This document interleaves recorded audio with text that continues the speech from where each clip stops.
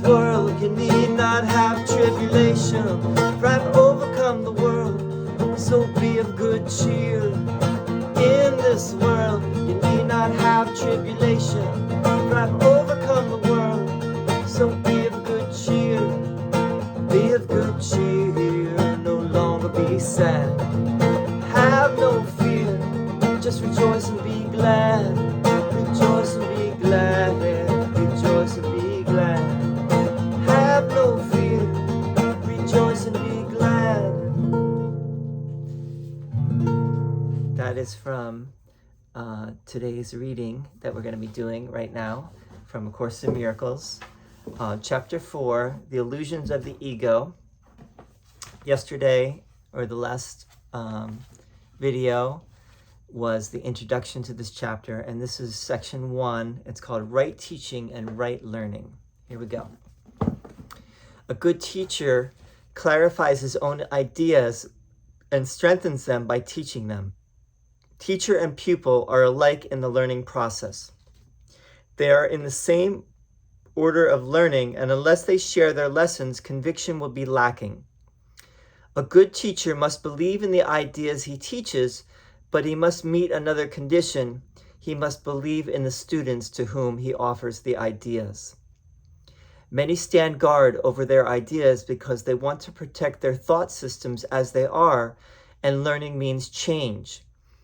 Change is always fearful to the separated because they cannot conceive of it as a move towards healing the separation. They always perceive it as a move toward further separation because the separation was their first experience of change. You believe that if you allow no change to enter into your ego, you will find peace. This profound confusion is possible only if you maintain that the same thought system can stand on two foundations. Nothing can reach spirit from the ego, and nothing can reach the ego from spirit. Spirit can neither strengthen the ego nor reduce the conflict within it. The ego is a contradiction. Yourself and God's self are in opposition. They are opposed in source, in direction, and in outcome. They are fundamentally irreconcilable because spirit cannot perceive and the ego cannot know. They are therefore not in communication and can never be in communication. Nevertheless, the ego can learn even though its maker can be misguided. He cannot, however, make the totally lifeless out of the life given. Spirit need not be taught, but the ego must be. Learning is ultimately perceived as frightening because it leads to the relinquishment, not the destruction of the ego to the light of spirit. This is the change the ego must fear because it does not share my charity. My lesson was like yours, and because I learned it, I can teach it. I will never attack your ego, but I am trying to teach you how its thought system arose. When I remind you of your true creation, your ego cannot but respond with fear. Teaching and learning are your greatest strengths now, because they enable you to change your mind and help others to change theirs. Refusing to change your mind will not prove the separation has not occurred. The dreamer who doubts the reality of his dream while he is still dreaming is not really healing his split mind. You dream of a separated ego and believe in a world that rests upon it. This is very real to you. You cannot undo it by not changing your mind about it. If you are willing to renounce the role of guardian of your thought system and open it to me, I will correct it very gently and lead you back to God. Every good teacher hopes to give his students so much of his own learning that they will one day no longer need him. This is the one true goal of the teacher. It is impossible to convince the ego of this because it goes against all of its own laws. But remember that laws are set up to protect the continuity of the system in which the lawmaker believes. It is natural for the ego to try to protect itself once you have made it, but it is not natural for you to want to obey its laws unless you believe them. The ego cannot make this choice because of the nature of its origin. You can because of the nature of yours. Egos can clash in any situation, but spirit cannot clash at all. If you perceive a teacher as merely quote, a larger ego, unquote, you will be afraid, because to enlarge an ego would be to increase anxiety about separation. I will teach with you and live with you if you will think with me, but my goal will always be to absolve you finally from the need for a teacher. This is the opposite of the ego-oriented teacher's goal. He is concerned with the effect of his ego on other egos and therefore interprets their interaction as a means of ego preservation. I would not be able to devote myself to teaching if I believed this, and you will not be a devoted teacher as long as you believe it. I am constantly being perceived as a teacher, either to be exalted or rejected, but I do not accept either perception for myself. Your worth is not established by teaching or learning. Your worth is established by God. As long as you dispute this, everything you do will be fearful, particularly any situation that lends itself to the belief in superiority and inferiority. Teachers must be patient and repeat their lessons until they are learned. I am willing to do this because I have no right to set your learning limits for you. Again, nothing you do or think or wish or make is necessary to establish your worth. This point is not debatable except in delusions. Your ego is never at stake because God did not create it. Your spirit is never at stake because he did. Any confusion on this point is delusional, and no form of devotion is possible as long as this delusion lasts. The ego tries to exploit all situations into forms of praise for itself in order to overcome its doubts. It will remain doubtful as long as you believe in its existence. You who made it cannot trust it because in your right mind you realize it is not real. The only sane solution is not to try to change reality, which is indeed a fearful attempt, but to accept it as it is. You are part of reality, which stands unchanged beyond the reach of your ego, but within easy reach of spirit. When you are afraid, be still and know that God is real, and you are his beloved Son, in whom he is well pleased. Do not let your ego dispute this, because the ego cannot know what is as far beyond its reach as you are. God is not the author of fear. You are. You have chosen to create unlike him and have therefore made fear for yourself. You are not at peace because you are not fulfilling your function. God gave you a very lofty function that you are not meeting. Your ego has chosen to be afraid instead of meeting it. When you awaken, you will not be able to understand this because it is literally incredible. Do not believe the incredible now. Any attempt to increase its believableness is merely to postpone the inevitable. The word, quote, inevitable is fearful to the ego, but joyous to the spirit. God is inevitable, and you cannot avoid him any more than he can avoid you. The ego is afraid of the spirit's joy because once you have experienced it, you will withdraw all protection from the ego and become totally without investment in fear. Your investment is great now because fear is a witness to the separation, and your ego rejoices when you witness to it. Leave it behind. Do not listen to it and do not preserve it. Listen only to God, who is as incapable of deception as is the spirit he created. Release yourself and release others. Do not present a false and unworthy picture of yourself to others, and do not accept such a picture of them yourself. The ego has built a shabby and unsheltering home for you because it cannot build otherwise. Do not try to make this impoverished house stand. Its weakness is your strength. Only God can make a home that is worthy of his creations, who have chosen to leave it empty by their own dispossession. Yet his home will stand forever and is ready for you when you choose to enter it. Of this you can be wholly certain. God is as incapable of creating the perishable as the ego is of making the eternal. Of your ego, you can do nothing to save yourself or others. But of your spirit, you can do everything for the salvation of both. Humility is a lesson for the ego, not for the spirit. Spirit is beyond humility because it recognizes its radiance and gladly sheds its light everywhere. The meek shall inherit the earth because their egos are humble, and this gives them truer perception. The kingdom of heaven is the spirit's right, whose beauty and dignity are far beyond doubt, beyond perception, and stand forever as the mark of the love of God for his creations, who are wholly worthy of him and only of him. Nothing else is sufficiently worthy to be a gift for a creation of God himself. I will substitute for your ego if you wish, but never for your spirit. A father can safely leave a child with an elder brother who has shown himself responsible, but this involves no confusion about the child's origin. The brother can protect the child's body and his ego, but he does not confuse himself with the father because he does this. I can be entrusted with your body and your ego only because this enables you not to be concerned with them and lets me teach you their unimportance.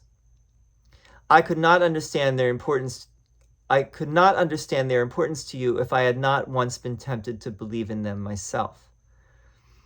Let us undertake to learn this lesson together so we can be free of them together. I need devoted teachers who share my aim of healing the mind. Spirit is far beyond the need of your protection or mine. Remember this. In this world you need not have tribulation, because I have overcome the world. That is why you should be of good cheer. In this world you need not have tribulation. I believe that's from the Gospel of John originally, and it's slightly changed here. There's another passage, at least one from the Bible here.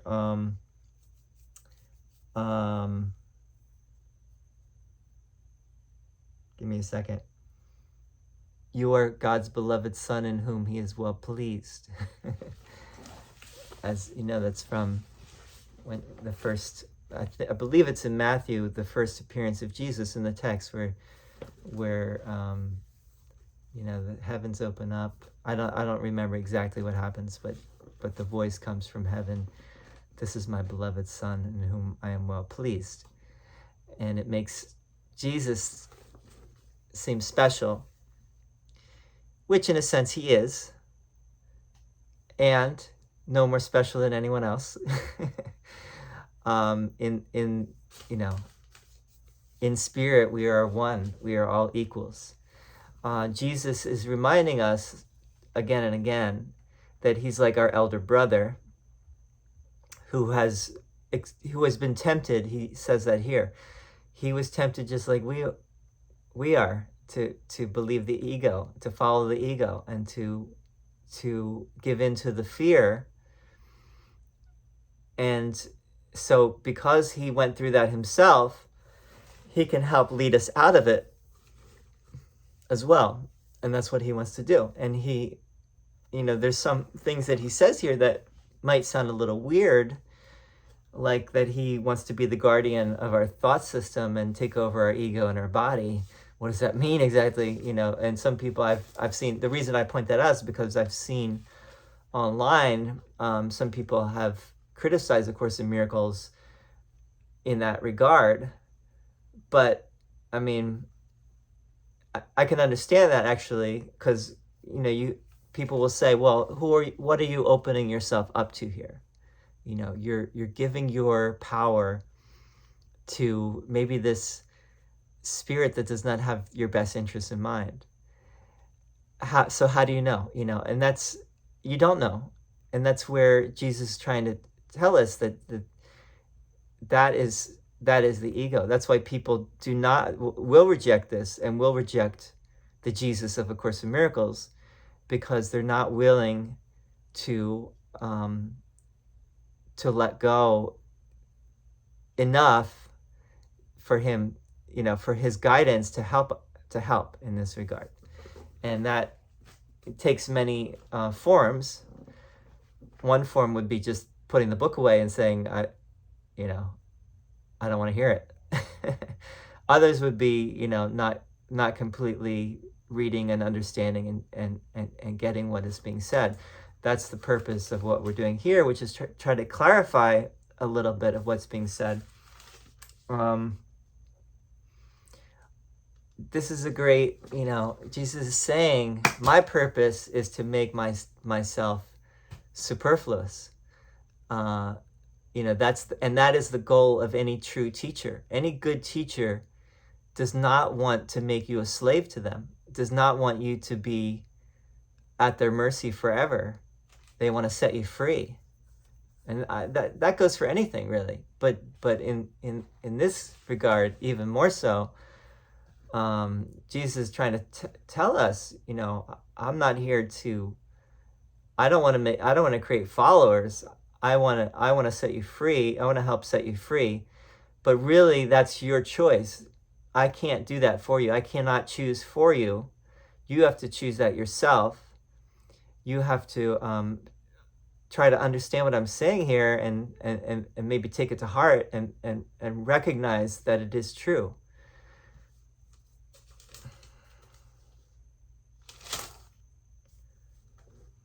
Now, question is, when Jesus says, I need devoted teachers at the end who share my aim of healing the mind, does he really need devoted teachers?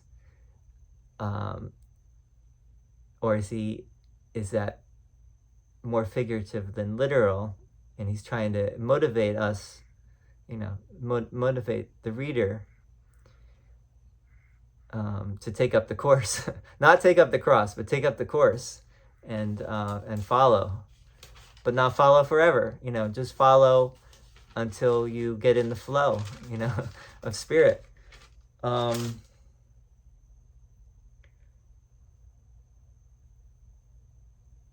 There's a lot here. This is a long passage, and there's a lot to be said about all this.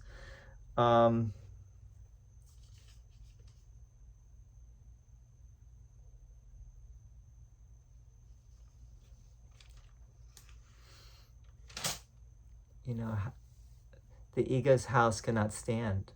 A house divided against itself cannot stand. And there's really only, one of the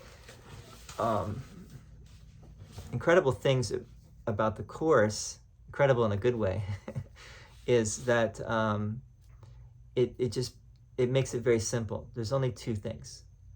There's ego, which is based in the idea of separation and is a whole thought system unto itself that does what it does through fear and guilt, etc.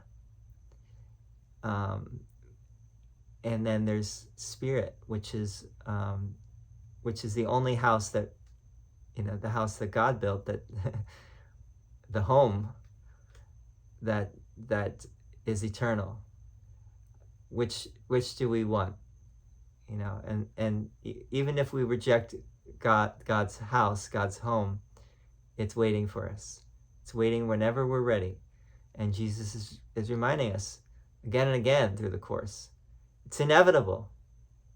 You're going to go home anyway. Why not go home now? Why not choose now? Don't wait. Choose to work through the fear now.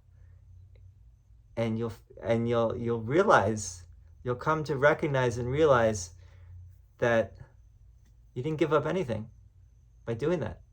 In fact, you gained everything. I think that's good for right now, and we'll keep going. I'm missing a lot of the nuances, I realize, but that's for everyone, I think, to read and to, if you really want to go line by line, this is not the video series for you. Line by line would take a very long time. But I hope we're just touching on some of the major points of each section, and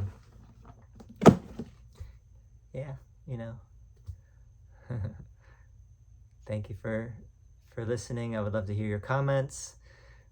You can, if you do it, are enjoying this, please like it, share it, maybe subscribe, and we'll see you next time. Adios.